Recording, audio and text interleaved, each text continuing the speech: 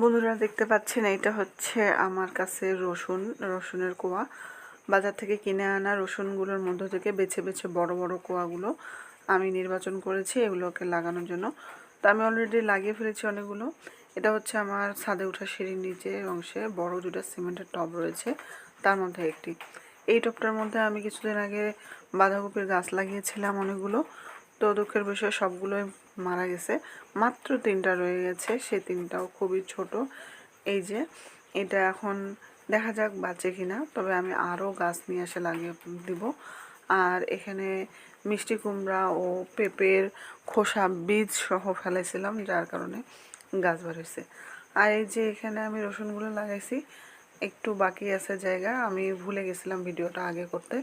তো এখন আমি দেখে দিচ্ছি, এখানে রসুনগুলোকে আস্তে করে প্রেস করলে ভিতরে ঢুকে যাচ্ছে।